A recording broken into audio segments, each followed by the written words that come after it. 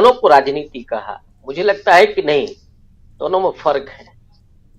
राहुल गांधी देश नीति कर रहे हैं और नरेंद्र मोदी की सत्ता नीति चल रही है। और नरेंद्र मोदी पिछले 10 साल से इतने कभी दक्षिण भारत नहीं गए जितने महीने 2 महीने के भीतर वो गए, और 1 जनवरी के बाद तो उनकी अनवरत यात्राएं दक्षिण भारत की। और उसकी मूल वजह वो डर है जो उनको सामने दिखाई पड़ रहा है लोकसभा चुनाव में। उत्तर भारत में वो जितने वोट हासिल कर चुके हैं और जितनी सीटें उनको मिल चुकी हैं वो अधिकतम है।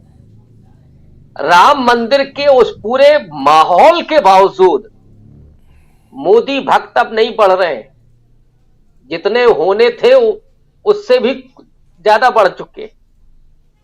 यहां घटना ही है, दक्षिण भारत में स्थिति बीजेपी की पहले से ही कमजोर है। आंध्र प्रदेश में, केरल में तो सीट ही नहीं है। कर्नाटक में 28 में से 25 सीटें थी। तेलंगाना में 17 में से 3 सीटें जीती थी।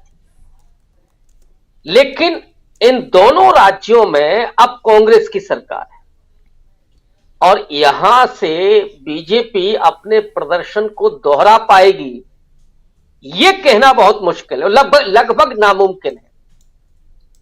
कर्नाटक में वो 25 सीटें नहीं पा सकते और तेलंगाना में भी 3 सीटें अब उनको नहीं मिल सकती।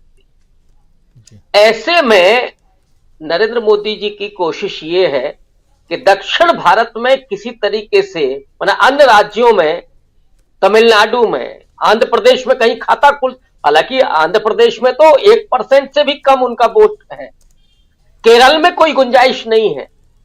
लेकिन मोदी जी अपने उस मंदिर की राजनीति के जरिए वो 2024 के लोकसभा चुनाव में जो उत्तर भारत से कमी होनी है उसकी भरपाई करना चाहते।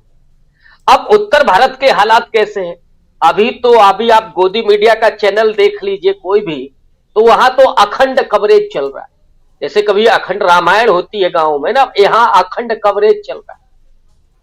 हर खबर, हर घंटे मंदिर से जुड़ी हुई कोई ना कोई खबर आपको मिलेगी। और इन 2-3 दिन में जो होना है, जो स्थितियां बनेंगी, उसकी भयावहता को भी आप देखिएगा। जाम लगा हुआ है।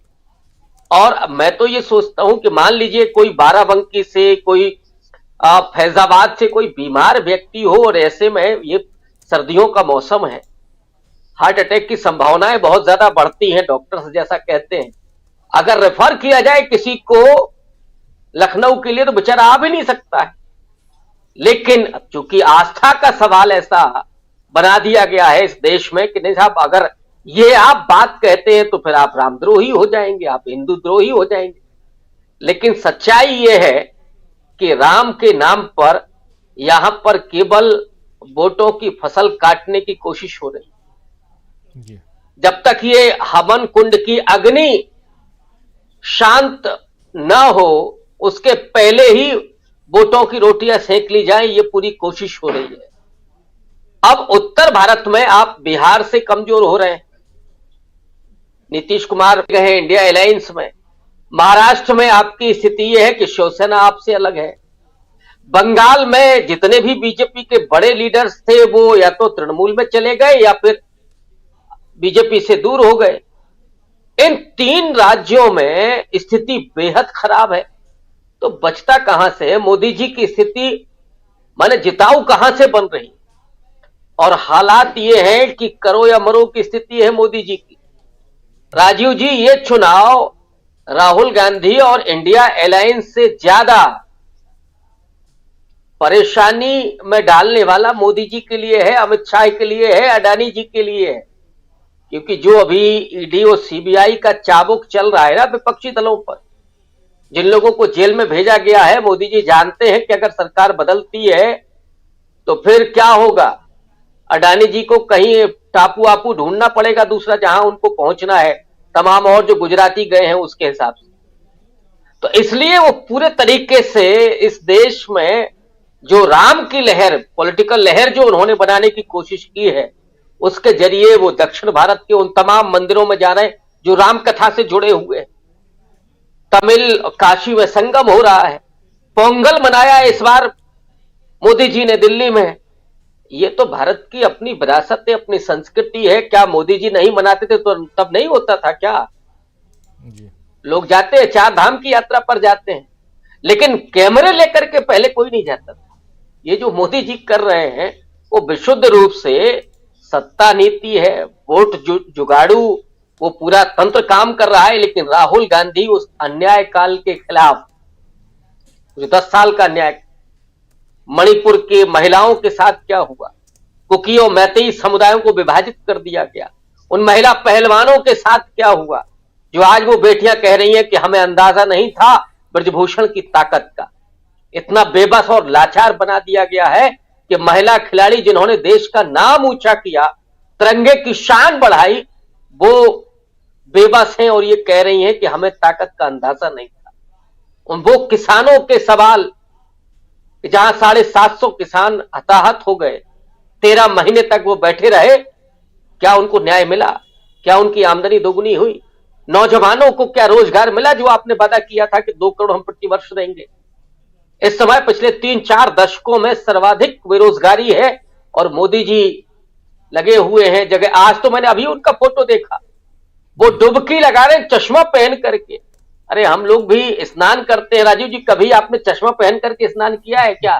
डुबकी लगाई है?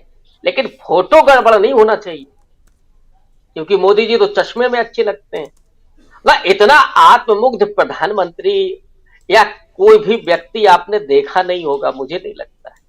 तो खैर ये मोदी जी ही कर सकते हैं और कोई नहीं कर सकता। और एक वो व्यक्ति है जो टी शर्ट पहन करके इस सर्दियों में भी, और एक ही टी शर्ट एक ही रंग की, ये भी नहीं है कि साहब कपड़े बदल रहे हैं, एक ही रंग की टी शर्ट पहन करके वो व्यक्ति लगातार पैदल चलते हुए, बस से निकलते हुए, लोगों से मिलते हुए और इस देश में अन्याय के खिलाफ खड़ा हुआ है।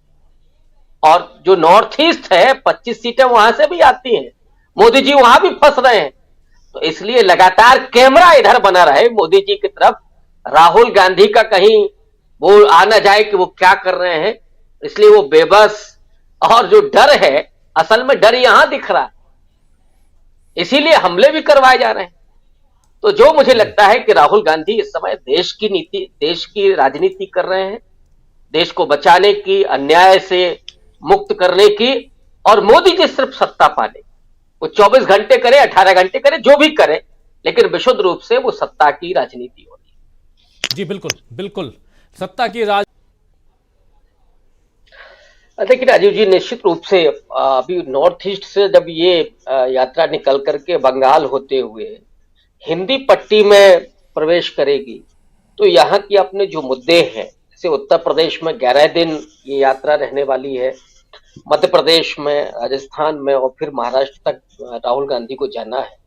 यहाँ के जो अपने इश्यूज हैं, चाहे वो दलितों के उत्पीड़न के हों, आदिवासियों के अपमान के हों, किसानों के अपने मुद्दे रहे हों, नौजवानों के हों, और उत्तर प्रदेश को जो लोग ये सोचते हैं कि राम मंदिर के उस पूरे माहौल में भारतीय जनता पार्टी को ही वोट मिलने जा रहा है, तो वो ये भूल जाते हैं कि ये कांशीराम की भी जमीन है।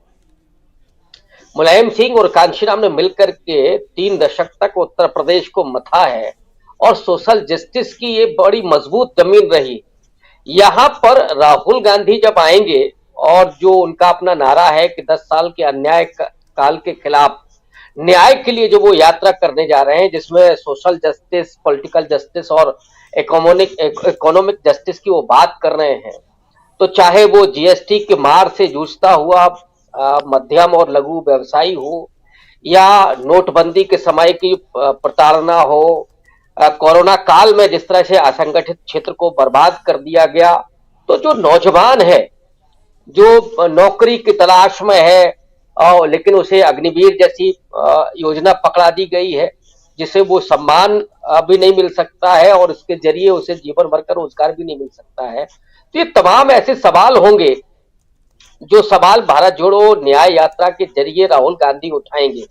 और राहुल गांधी जब इस उत्तर प्रदेश से गुजरेंगे तो वो कास्ट सेंसस का इश्यू पहले से रहा है, दलितों आदिवासियों के अपमान और उत्पीड़न के मुद्दे वो पहले से उठाते रहे हैं।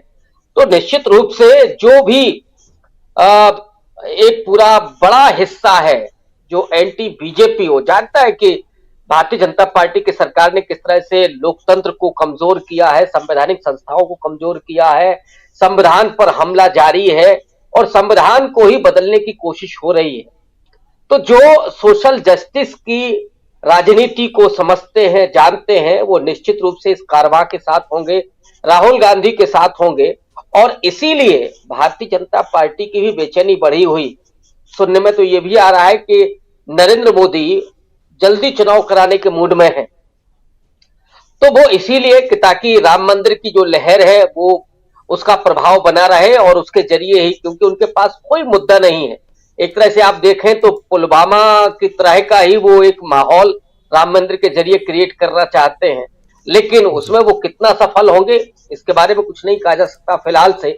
लेकिन जब ये यात्रा नॉर्थ इंडिया से गुजरेगी तो निश्चित रूप से जो सवाल दबा दिए जा रहे हैं राम मंदिर की लहर में, वो सवाल और वो नैरेटिव सामने आएगा, तो उससे बीजेपी की मुश्किलें बढ़ेंगी। बीजेपी की मुश्किलें बढ़ेंगी, ये बात हम आंखों देखी बता रहे हैं, आप तक पहुंचा भी रहे हैं। आना चाहता हूं गर्ग साहब आपके